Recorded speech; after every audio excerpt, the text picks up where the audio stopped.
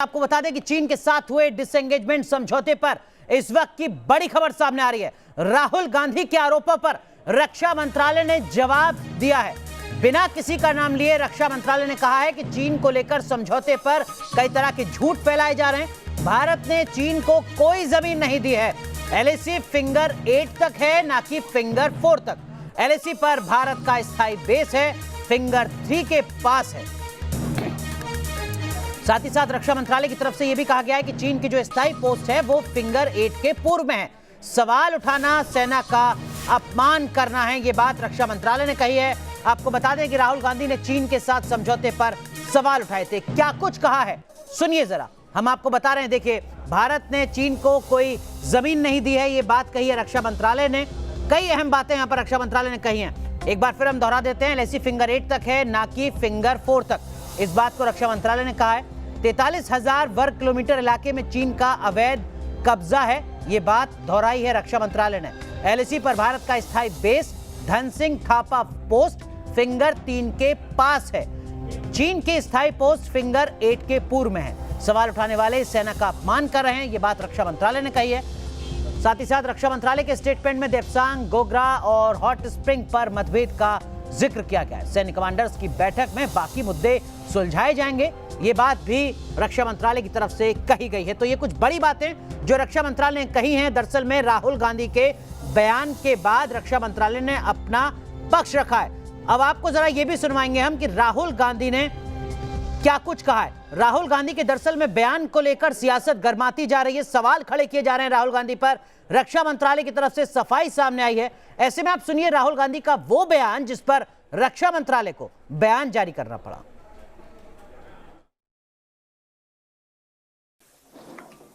हिंदुस्तान की सरकार की निगोशिएटिंग पोजीशन चाइना के साथ स्टेटस को एंटी 2020 अप्रैल 2020, उसको सरकार भूल गई, उसको छोड़ दिया, उसको फेंक दिया। चाइना के सामने नरेंद्र मोदी ने अपना सिर झुका दिया, मत्था टेक दिया। हमारी जमीन फिंगर 4 तक है। नरेंद्र मोदी ने फिंगर 3 से फिंगर 4 की जमीन, जो हिंदुस्तान की पवित्र जमीन है, वो चाइना को पकड़ा दी है। यह पहली बात है। दूसरी बात, जो स्ट्रेटेजिक एरिया है डेप्सांग प्लेन्स का, जहां चाइना अंदर आया है, उसके बारे में एक शब्द नहीं बोला डिफेंस मिनिस्टर ने। वहां बैठे हुए हैं। गोगरा और हॉट स्प्रिंग्स के बारे में एक शब्द नहीं बोला, वहां बैठे हुए हैं। सच्चाई यह है कि हमारी जो पवित्र जमीन है नरेंद्र मोदी ने चाइना को दी है। यह सवाल है, इसका जवाब दें।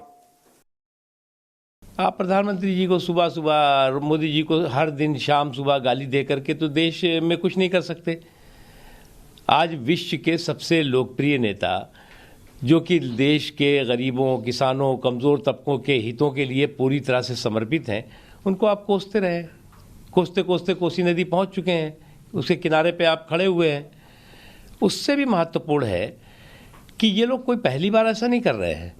आपको याद होगा कि जब हमारे सुरक्षा बलों ने घुस घुस करके पाकिस्तान में आतंकवादियों का सफाया किया था, तब उस पर सबूत मांगे जा रहे थे, सर्जिकल स्ट्राइक पर सवाल खड़े किए जा रहे थे। और अब हमारे जो देश की पुख्ता सुरक्षा नीति है, उस पर बवाल किया जा रहा है।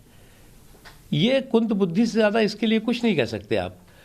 ये फैमिली फ़ोटो फ्रेम में फिक्स पार्टी और कुंद बुद्धि पप्पू जी का ये जो कमाल है, इसका तो कोई रास्ता नहीं है। अब ये कुंद बुद्धि का कमाल है या कुंदे की टाल है, ये तो खुद ही कांग्रेस बता पाएगी।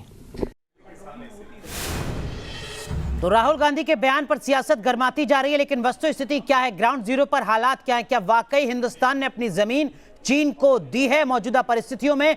यह समझने की कोशिश करते हैं हमारे साथ रक्षा विशेषज्ञ कर्नल टीपी त्यागी साहब जुड़ चुके हैं, रिटायर्ड, लंबा अनुभव सेना का। हमारे साथ भारतीय जनता पार्टी की प्रवक्ता अनिला सिंह जी जुड़ी हुई हैं और हमारे साथ कांग्रेस पार्टी की प्रवक्ता अनुमा आचार्य भी जुड़ी हुई हैं, रिटायर्ड विंग कमांडर। आप तीनों का बहुत बहुत स्वागत है। सबसे पहले टीपी त्यागी साहब, आपसे समझना चाहूंगा, जो बात राहुल गांधी कह रहे हैं, आपने तो खुद ग्राउंड जीरो को अनुभव किया है लगातार सीमा पर, क्या हिंदुस्तान ने अपनी जमीन चीन को दी है? यकीनन इस समय तो नहीं, इस समय जमीन नहीं दी गई है। क्या वो ये नहीं देख रहे कि चीन जो अपने आप को सुपर पावर कहता है और सभी कोर कमांडर्स की बैठक में ये दावा करता था कि जब तक हिंदुस्तान पैंगोंग लेक के साउथ एरिया से नहीं हटेगा, हम पैंगोंग लेक के नॉर्थ फिंगर एरिया से नहीं हटेंगे। मगर पहले कौन हटा? चीन हटा। और पहले विड्रॉल किसने किया? हमारे विड्रॉल करने से पहले चीन ने किया। यानी कि कुछ भी हो, आप सामरिक और मिलिट्री दृष्टि से कुछ भी कहते रहे, मगर एक सबसे बड़ी बात ये साबित हो गई कि हिंदुस्तान सीना तान के खड़ा हो गया। Nobody can say that India is a soft target। ठीक है, आप कह रहे हैं कि हिंदुस्तान के कूटनीतिक दबाव का असर दिखा, चीन को पहल करनी पड़ी, पीछे हटना पड़ा।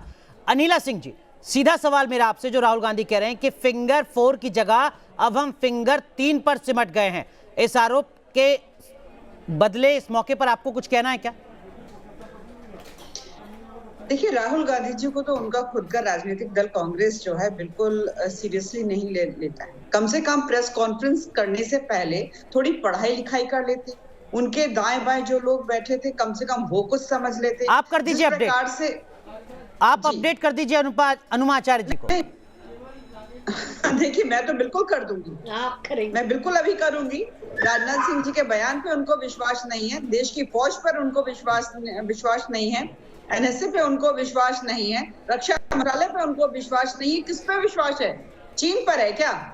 उनको इतना ज्ञान नहीं है कि एलएसी जहां से जा रही है, जो एलएसी है हमारी, वो फिंगर 8 पे है, और जो परमानेंट पोस्ट है वो हमारी धान सिंह पोस्ट है, जो लेफ्टिनेंट कर्नल धान सिंह जी के नाम पर रखी गई, जिनको परमवीर चक्र मिला था 1962। ठीक है, उनको ज्ञान ही नहीं है। वो फिंगर अनुमा आचार्य, अनिला सिंह जी के साथ साथ भारतीय जनता पार्टी के तमाम बड़े नेता, सरकार के तमाम बड़े नुमाइंदों की बात पर आपको विश्वास क्यों नहीं है? थोड़ा फैक्चुअली बताइए।